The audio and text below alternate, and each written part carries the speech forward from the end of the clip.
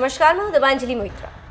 तालिबानी छात्रों की हाथ में है अफगानिस्तान की तकदीर। अफगानिस्तान से अमेरिका जा चुका है और तालिबान सत्ता में आ चुका है और अब तो मंत्रियों की सूची भी जारी हो गई कि कौन किस विभाग का मंत्री होगा और उसकी क्या भूमिका होगी। इसी बीच एक और चर्चा जोरों पर है कि तालिबान के आधे से अधिक मंत्री पाकिस्तान के मदरसा हक्कानिया से पढ़े हैं, जो अब तालिबान के साथ है और सत्ता पर काबिज है। तालिबान की कैबिनेट दुनिया के मोस्ट वांटेड इंटरनेशनल आतंकियों से मिलकर बनी।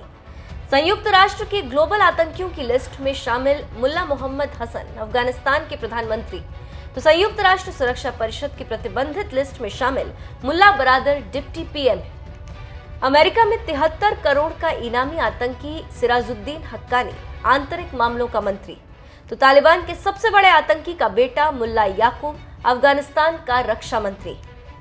मीडिया रिपोर्ट्स के मुताबिक तालिबान की इस आतंकी कैबिनेट के 5 मंत्री ऐसे हैं जो पाकिस्तान के पेशावर के हक्कानिया मदरसे से पढ़कर निकले। ये कोई साधारण मदरसा नहीं। सूत्रों की माने तो इस मदरसे को पाकिस्तान की जिहादी यूनिवर्सिटी भी कहते हैं। इस मदरसे का नाम जामिया दारुल उलूम हक्कानिया अकोड़ा खटक के नाम पर है, जो पाकिस्तान के मशहूर शहर पेशावर के पास है। कहा जाता है कि तालिबान के आतंकी कैबिनेट के 5 मंत्री इसी मदरसे से पढ़कर निकले। अब हम बताते हैं कि वो कौन मंत्री हैं जो इस मदरसे से पढ़े लिखे। मुल्ला अब्दुल लतीफ मंसूर, पानी और बिजली मंत्री। मौलाना अब्दुल बाकी, उच्च शिक्षा मंत्री। नजीबुल्लाह हक्कानी, सूचना प्रसारण मंत्री।